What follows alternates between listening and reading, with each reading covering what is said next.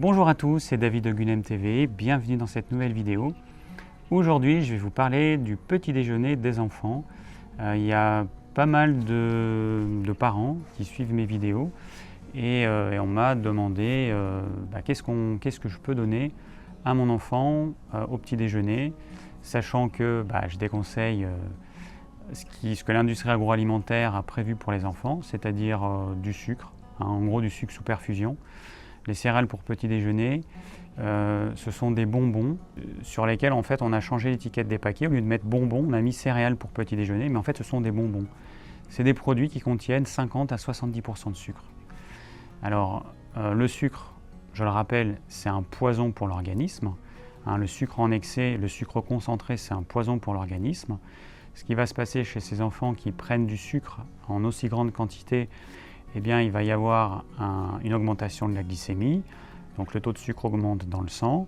Le corps y réagit parce que à ces niveaux de concentration, il sait que le sucre est un véritable poison, donc il va faire baisser ce sucre en produisant de l'insuline. Simplement, la nature n'avait pas prévu qu'on consomme des sucres aussi concentrés, sans aucune fibre pour ralentir l'assimilation du sucre. Et du coup, le niveau de sucre il augmente tellement haut, et je rappelle que c'est tellement dangereux, c'est extrêmement dangereux d'avoir des niveaux de sucre dans le sang, puisque ça va détruire notamment le système nerveux. Donc le corps il produit pour se défendre une grosse quantité d'insuline qui va faire baisser le taux de sucre, mais en dessous de la valeur normale, donc on passe en hypoglycémie, et ensuite le corps il va envoyer une décharge d'adrénaline pour refaire monter ce taux de sucre à un niveau normal. Donc on commence à un niveau normal, on passe en hyperglycémie, ensuite on passe en hypoglycémie, on revient à un niveau normal. Alors généralement quand on est en hypoglycémie, on fait de l'hypoglycémie, on a faim, on a envie de manger du sucré. Donc généralement à 10 heures, qu'est-ce qu'on fait? On remange du sucré, on repasse en hyperglycémie, puis en hypoglycémie. Quand on est en hypoglycémie, on a aussi des gros coups de barre, des coups de fatigue, on ne peut plus se concentrer.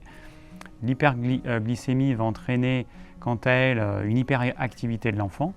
Donc voilà, ce qui se passe, c'est que l'enfant, en prenant du sucre en trop grande quantité, il va passer par des phases où il aura envie de bouger, il sera hyperactif parce qu'il y aura une quantité massive de sucre dans son sang, et ce sucre, il est là normalement pour être utilisé comme énergie. Il ne peut pas, il est assis à l'école, il doit écouter l'instituteur, donc il est hyperactif, mais ça ne va pas durer, il ne faut pas s'inquiéter.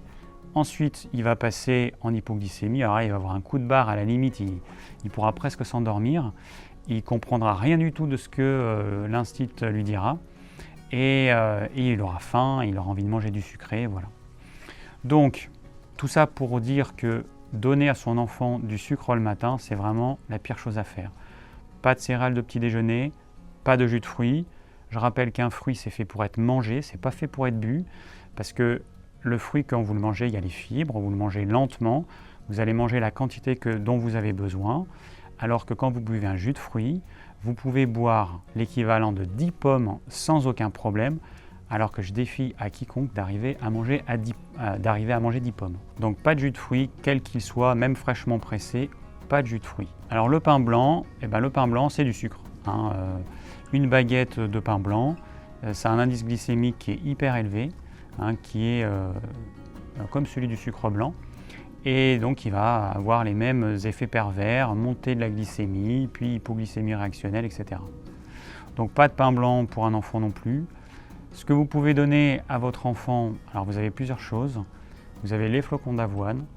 Le flocon d'avoine, il est fait avec de l'avoine entière, des grains entiers, complets, qui ont été écrasés, pré-cuits à la vapeur. Donc vous pouvez donner du flocon d'avoine. Vous mettez un liquide chaud. Alors si vous donnez du lait à votre enfant, vous mettez du lait chaud et vous faites gonfler les flocons d'avoine dedans. Et puis vous pouvez rajouter 2 carrés de chocolat noir, un petit peu de sucre complet, et vous verrez que c'est super bon. Il faut rajouter, et même une pincée de sel. Une pincée de sel, ça va avoir un côté exhausteur de goût, et ça vous permet de diminuer la quantité de sucre. Parce qu'en fait, en mettant une pincée de sel et du sucre, le sucré vous paraîtra plus sucré. C'est ce qu'on fait en pâtisserie très naturellement. Ne mettez pas trop de sel, il faut vraiment une pincée. Il ne faut pas qu'on ressente le goût salé. Il faut juste que le sel joue le rôle d'exhausteur de goût en quantité infime. Donc avec ces flocons d'avoine chocolatés, l'enfant il sera content parce que c'est quand même super bon. Vous n'aurez pas les problèmes avec les sucres rapides. On met un peu de sucre certes, mais le but c'est quand même que l'enfant le mange. On ne va pas faire quelque chose qu'il ne va pas aimer. Et puis le peu de sucre complet qu'on va mettre, ça ne va pas lui poser problème. Alors il y a des personnes qui auraient envie de mettre du miel. Le miel, je le déconseille. Le miel, il contient une substance que les abeilles produisent et qu'elles mettent dans le miel pour que le miel se conserve indéfiniment. Et du coup, le miel, il va empêcher la digestion, il va perturber la digestion des flocons d'avoine. Le miel, il a des substances antinutritionnelles, un petit peu comme on a dans les graines, qui vont neutraliser en partie nos enzymes digestifs. Donc le miel, c'est pas un bon aliment, franchement, c'est pas du tout un bon aliment. C'est quelque chose qui est génial pour les abeilles, c'est fait pour les abeilles, c'est absolument pas fait pour nous. C'est du sucre, déjà à 70%, 70-75% c'est du sucre le miel. C'est majoritairement du fructose. Ça veut dire que, je rappelle que le fructose, c'est un sucre qui a besoin d'être métabolisé par le foie, qui a besoin donc d'être travaillé par le foie. Ça va, plus vous mangez de fructose, plus vous allez fatiguer votre foie. Alors que le glucose, lui, il est directement utilisable comme carburant par nos cellules. Donc le miel, aussi bon soit-il, non. Le miel, on le réserve dans une tisane, en dehors des repas, mais surtout pas avec des céréales le matin. Alors autre chose qu'on peut donner à des enfants, on peut donner tout simplement du pain, du beurre avec du chocolat noir par exemple. Évidemment, quand je parle de pain, je parle du vrai pain, je parle de pain complet au levain, pas de pain de mie, pas de pain de mie complet. Le pain de mie complet, c'est à des années-lumière du vrai pain complet. Le pain de mie, c'est une espèce de gâteau avec du sucre, avec un blé trafiqué très riche en gluten, avec plein d'additifs. Donc c'est pas du tout un bon aliment. Vous prenez du vrai pain, vous allez dans un magasin bio, dans une Biocoop, vous prenez du pain bio au levain. C'est aussi simple que ça. Et ça, vous pouvez en donner la quantité dont votre enfant a besoin, 2 tartines, 3 tartines, avec du beurre, du bon beurre, alors idéalement du beurre au lait cru. Ça, c'est le top du top. Le beurre Gabory que vous trouvez dans les petits magasins bio, sinon du beurre au lait cru. Si vous ne trouvez pas du beurre au lait cru, je rappelle que ça ne se conserve que 2 semaines. Si vous ne trouvez pas du beurre au lait cru, à ce moment-là, vous allez prendre du beurre bio qui sera pasteurisé 9 fois sur 10. Mais il vaut mieux ça que du beurre classique. Alors donc je conseille le chocolat noir parce qu'encore une fois, c'est quelque chose qui est agréable. A priori, les enfants, ils aiment le chocolat. Pas de chocolat au lait. Je ne conseille pas de confiture. La confiture, c'est de l'acidité, du sucre en grande quantité. Et l'acidité qu'il y a naturellement dans les fruits, qui est toujours présente dans la confiture, simplement elle est masquée par cette quantité massive de sucre. Cette acidité, elle va perturber la digestion du pain. C'est pour ça que je déconseille la confiture. Alors, est-ce qu'on donne des fruits avec tout ça ? Non, on ne donne pas de fruits. Parce que le fruit, encore une fois, il est acide. Cette acidité, elle va perturber la digestion du pain ou des flocons d'avoine. Donc, on ne donne pas de fruits à son enfant le matin. Le fruit, en fin de matinée, ok. Au goûter, parfait. Mais pas avec le petit déjeuner. Alors, qu'est-ce qu'on va donner comme boisson à son enfant ? Idéalement, une tisane, du thé. Mais je préfère la tisane parce que le thé contient de la caféine. Évidemment, pas de café, on n'en parle pas. Le lait au chocolat, c'est toujours pareil. Le lait, c'est pas quelque chose que je conseille au quotidien. Chez les jeunes enfants, ils peuvent en boire maxi 6 ans. Mais au-delà, pas de lait parce que le lait, il n'est pas fait pour être consommé au quotidien. La plupart des enfants vont devenir intolérants au lactose en grandissant. La majeure partie deviennent intolérants au lactose. Adultes, on est intolérant au lactose, c'est normal, la nature n'a pas prévu qu'on continue à boire du lait. Donc on n'a pas besoin d'enzymes pour digérer le lactose. Je rappelle, le lactose, c'est le sucre qui est naturellement contenu dans le lait. Donc idéalement, comme boisson, une tisane. Et dans les tisanes, vous pouvez donner plein de choses. Il y a la réglisse que les enfants aiment, la tisane d'anis, la tisane de graines de fenouil, parce que c'est un côté sucré, c'est super agréable. Vous pouvez donner aussi un mélange fenouil-verveine, anis-verveine qui est super bon. C'est à vous de voir ce que votre enfant aime, mais l'idéal c'est une tisane. C'est vraiment l'idéal. Après, si vous donnez du thé vert, mais faites en sorte que ce soit des choses légères parce que, encore une fois, habituer son enfant à boire de la caféine dès le plus jeune âge, c'est vraiment pas top. Je rappelle que la théine et la caféine, c'est la même molécule. Alors en ce qui concerne les produits laitiers, donc je ne suis pas pour les produits laitiers au quotidien. Les enfants jusqu'à 6 ans, ils peuvent prendre des produits laitiers, bon ils sont faits pour les digérer. Au-delà, je les déconseille au quotidien. On n'est pas fait pour, tout simplement. Donc autant apporter au corps ce dont il a besoin, éviter ce dont il n'a pas besoin. Alors j'ai parlé du petit déjeuner sucré, mais on devrait donner un petit déjeuner salé à son enfant. C'est vraiment le top du top. Pain beurre, alors au lieu du chocolat, vous allez donner par exemple un morceau de blanc de poulet. Vous pouvez donner, alors jambon j'aime pas trop, parce que c'est vraiment un produit industriel qui contient systématiquement une substance qui sert à maintenir le jambon rose, sauf que cette substance, elle va entraîner une production dans notre tube digestif de nitrosamine.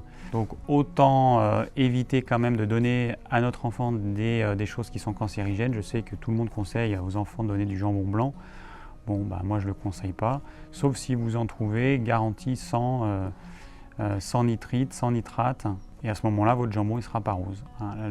La garantie qui ne contient pas de nitrite, c'est que de sel nitrité, c'est que votre jambon il n'est pas rose, il a un côté un peu gris, qui n'est pas très appétissant, mais c'est vraiment purement visuel.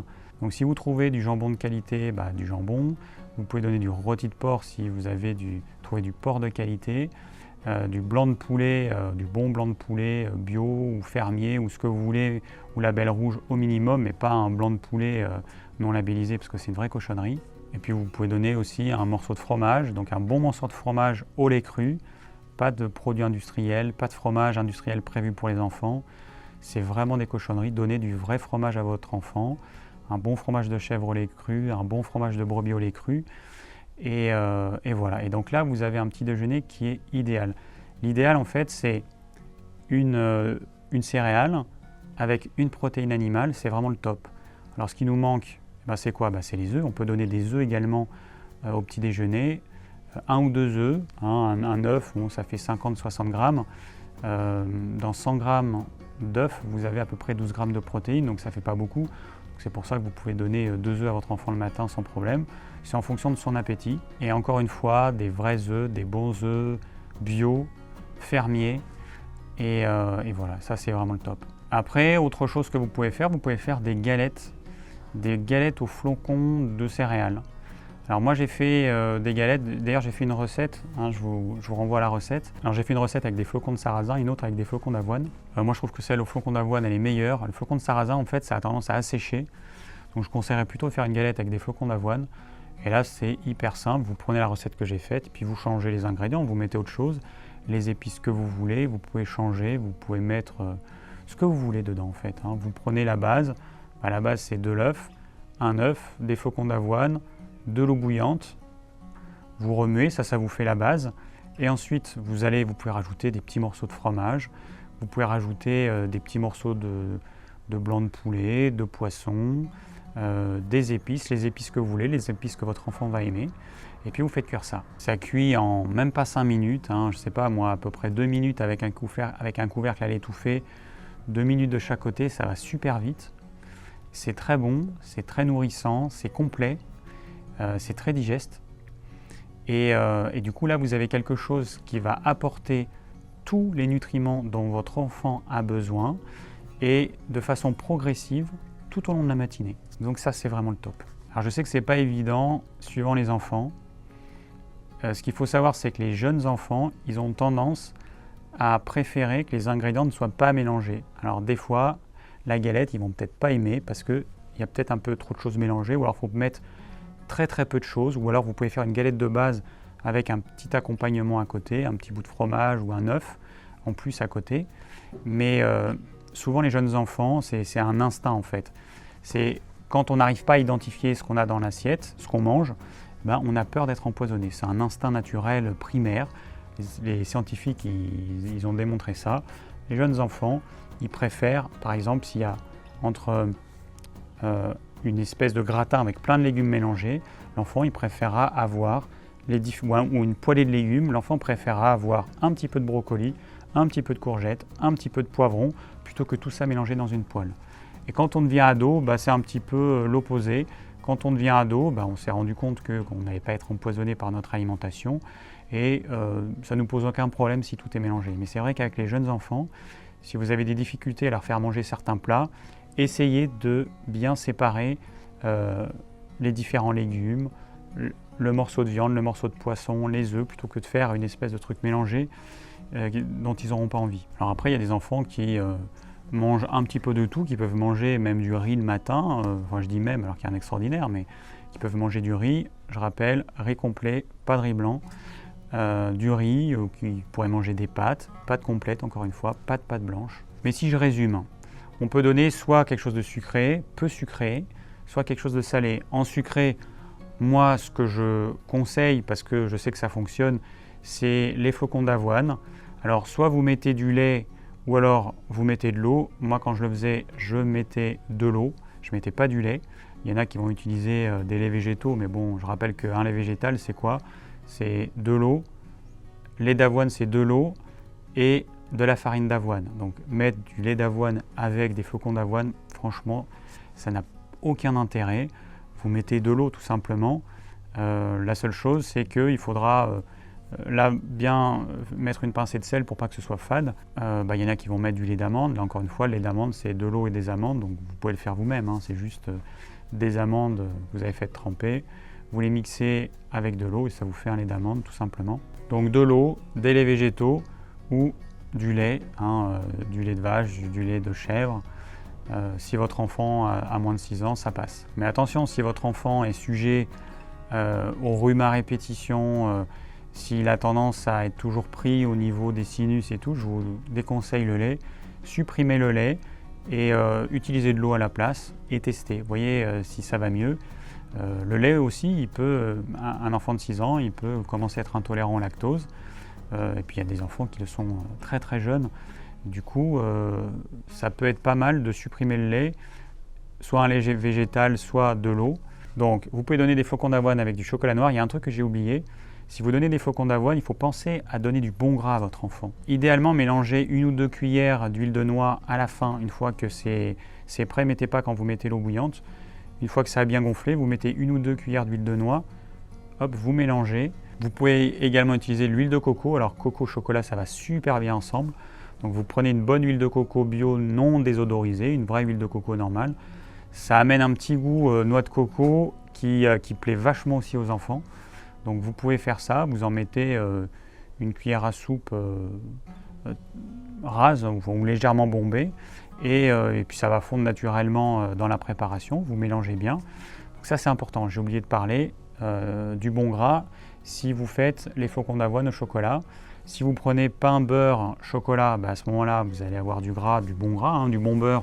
Le bon beurre c'est du bon gras. Ensuite si vous passez sur le salé, donc pain, beurre avec un morceau de blanc de poulet, vous avez le beurre. Vous pouvez prendre, si vous prenez du fromage, du bon fromage au lait cru, bio, là vous allez avoir aussi du gras, très bien. Si vous faites des galettes au flocon d'avoine, quand elles sont finies, vous rajoutez un filet d'huile d'olive ou 1 ou 2 cuillères, un filet, donc à peu près 2 cuillères à soupe d'huile d'olive, ou alors 2 cuillères à soupe d'huile de noix, ou alors un petit peu de beurre sur le dessus, ou un petit peu d'huile de coco. Il ne faut pas oublier que le bon gras, il est indispensable. Et d'autant plus chez les enfants qui sont en pleine croissance, donc ils fabriquent des nouvelles cellules constamment beaucoup plus que nous. Et je rappelle que chaque cellule a une membrane phospholipidique, donc une membrane qui est faite en partie de graisse, et qu'on a besoin de graisse. Et cette membrane, elle a besoin de gras saturés. Il y a certaines personnes qui pensent qu'il faut éviter le gras saturé et privilégier que les graisses polyinsaturées. Non, c'est archi faux. Il faut manger du gras saturé. C'est pour ça que je conseille de manger du fromage si l'enfant le supporte, que je conseille de manger du beurre au lait cru, que je conseille de manger de l'huile de coco, et puis des œufs aussi. Il faut du gras saturé, c'est super important. Alors les œufs, ils vont apporter, pour les enfants c'est génial les œufs, ça apporte du bon cholestérol entre guillemets, ça apporte de très très bons lipides et du coup pour un enfant consommer des œufs au quotidien c'est vraiment l'idéal. Voilà, donc je vous ai donné un petit panel de ce que vous pouvez faire. Après vous prenez ça comme base et vous améliorez, vous adaptez. S'il y a des personnes qui ont des recettes, qui ont des tuyaux pour donner un bon petit déjeuner équilibré à leurs enfants, eh ben, n'hésitez pas à partager ça en commentaire. Ça permettra aux autres de pouvoir s'en inspirer. Et puis moi, je pourrai en parler dans une prochaine vidéo. Merci d'avoir suivi cette vidéo. J'espère qu'elle vous aura plu et qu'elle va permettre aux parents de pouvoir offrir un petit déjeuner digne de ce nom à leurs enfants. Si vous avez des questions, n'hésitez pas à les laisser en commentaire. Si vous désirez recevoir gratuitement mes conseils pour une alimentation saine, cliquez sur le lien ci-dessous. Et je vous dis à très bientôt pour de nouvelles vidéos.